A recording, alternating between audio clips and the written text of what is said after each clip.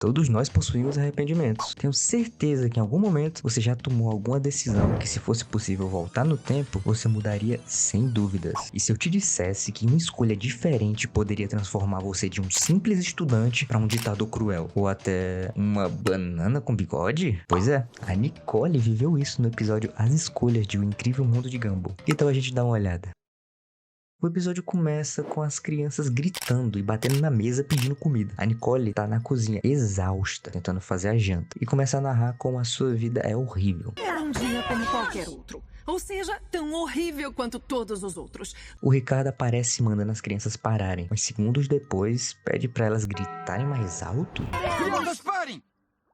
Tem que ser mais alto pra causar efeito. Queremos comida! Queremos comida! Nossa, muito obrigado, Ricardo. Você ajudou, que foi uma beleza. Após isso, a Nicole reclama com o Ricardo, que responde que tá só ajudando. Então ela diz que era pra ele salgar as batatas, ferver as cenouras e amaciar a carne. Mas ao invés disso, ele trocou a ordem de tudo. Isso deixou a Nicole ainda mais irritada. Eu te entendo, Ricardo. Eu vivo guardando meu celular na geladeira e levando a garrafa de água pro quarto. É bem comum. Nesse momento, o Ricardo fala que tá tudo bem não ser perfeito, porque o importante é o momento que eles estão juntos, jantando em família. Aqui podemos perceber um contraste forte entre o Ricardo e a Nicole. A Nicole se arrepende das escolhas que fez e só vê o lado ruim das coisas. Já o Ricardo, ele valoriza o momento e agradece pela família estar junta. Muitas vezes o problema não tá na vida que você tem, mas em como você escolhe enxergar ela. A gratidão não é sobre ignorar o que tá de errado, mas sobre reconhecer o que ainda tá certo. Voltando ao episódio, vemos que durante essa conversa entre os dois, a panela que a Nicole tava fazendo a janta começa a pegar fogo. Nesse momento, todo mundo começa a ficar desesperado e eles ficam tentando ajudar a apagar, mas só piora as coisas. Até que a própria Nicole consegue conter o fogo fechando a panela. Nesse momento, Darwin, ainda em pânico, tenta apagar o fogo utilizando um tubo de chantilly, mas acaba jogando tudo na cara da Nicole. Ela olha pra eles com um olhar de predador, mas antes que ela possa fazer qualquer coisa, o tempo congela. E ela começa a se perguntar como chegou naquele ponto. Foi aí que ela percebeu que tudo começou muito antes. E não foi quando o fogo começou, foi quando ela conheceu o Ricardo. Ela entra em um flashback que mostra a sua infância, onde ela tá indo pra um campeonato de karatê com seus pais. A mãe da Nicole questiona ela pelo boletim escolar, e ela responde que só tirou A, mas a mãe dela aponta pra um F, o qual a Nicole explica que se refere ao gênero dela, que no caso é female, e não a uma nota baixa. Nicole, nós temos que conversar sobre o seu boletim. Mas eu só tirei A. Aqui não. Gênero. A F é de feminino. Ser garota não é desculpa. Nesse momento, a mãe dela diz que ser garota não é desculpa. Nessa cena a gente pode ver como os pais dela são muito rígidos com ela e cobram a perfeição da própria filha, o que explica porque ela é uma pessoa com problema de raiva e extremamente competitiva, como a gente pode ver no episódio A Geladeira. Após o pai dela quebrar o carro em um ataque de fúria por causa do engarrafamento, a Nicole se vê obrigada a ir pro campeonato correndo, ou então ela perderia. Nesse momento ela sai do carro e a sua mãe fala: "E não se esqueça", fazendo a Nicole acreditar que ela vai falar que a ama. Mas na verdade, ela só queria dizer que o segundo lugar é o primeiro lugar dos perdedores.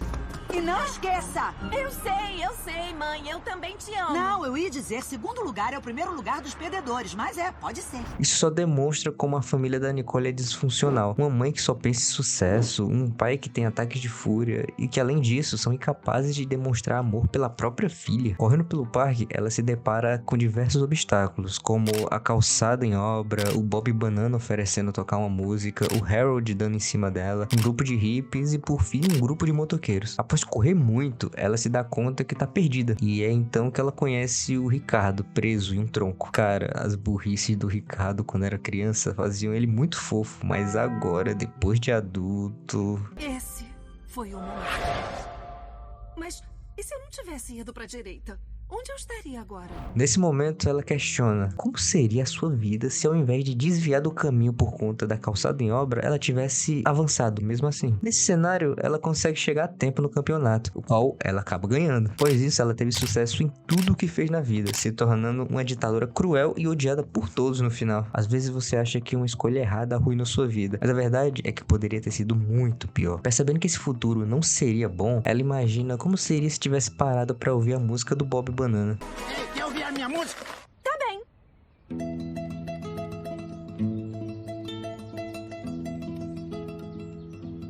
Banana, banana, banana. Que gracinha. caso isso tivesse ocorrido, ela teria vivido um verdadeiro pesadelo bananístico, se casado com ele e convivido com suas loucuras de banana todos os dias. Banana. Por fim, se transformando em uma versão do Bob Banana, com os olhos de plástico e até mesmo o bigodão. Então, seguindo em frente para a linha do tempo do Harold, ela aceita falar com ele. E ele começa a usar uma estratégia de insultar as garotas para baixar a autoestima e assim sair com elas. O que ela, por ser muito inteligente, percebe. Mas ele é um homem preparado e já lança a carta do "seus pais não te amam". Seus pais não te amam. O que acaba funcionando, e no futuro eles se casam. Acontece que nesse futuro o Harold nunca parou de criticar Nicole, o que fez ela fazer diversas cirurgias plásticas na esperança de ser suficiente pra ele, mas nunca aconteceu. Em um momento de fúria, após o Harold criticar mais uma vez a Nicole, ela bota fogo na mansão deles, com ele dentro, e acaba sendo presa. Não desejando esse futuro, ela imagina o que teria acontecido caso ela tivesse parado pra ficar com os hippies, ou aceitando a carona dos motoqueiros, e em ambos os casos ela acabaria morrendo. Essa cena nos ensina que hippies e motoqueiros não são confiáveis, então se vê um, corra!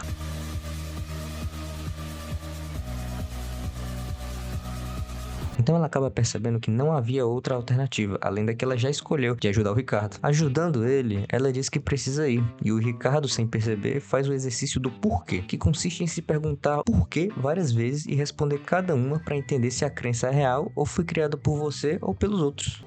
Você tá bem. Eu tenho que ir agora. Por quê? Pra competir. Por quê? Porque eu tenho que lutar. Por quê?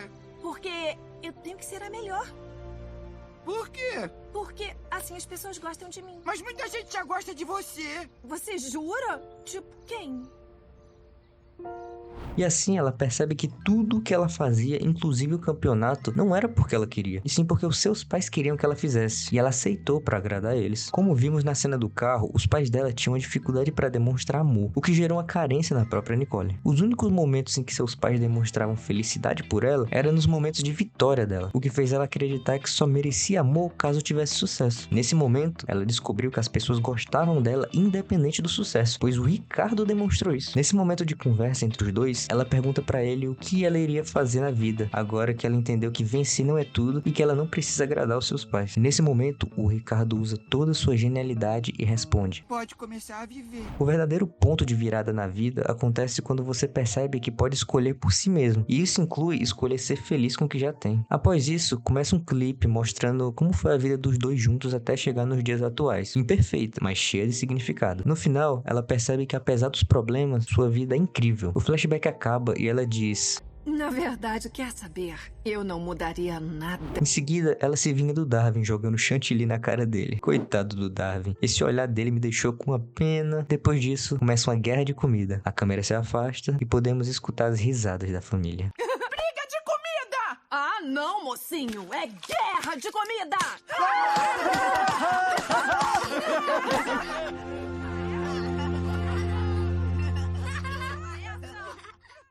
Esse episódio mostra como suas escolhas, independente de terem te dado um resultado agradável, são muito importantes, pois te fizeram ser o que você é hoje. E caso você não goste de quem você é, não é sobre mudar o passado para se tornar outra pessoa, é sobre entender quais escolhas te levaram por esse caminho e, com base nisso, se tornar quem você quer ser. Agradeça o que você viveu e use o seu conhecimento adquirido para tomar melhores decisões. No fim, não são as escolhas que definem sua felicidade, é como você vive com elas.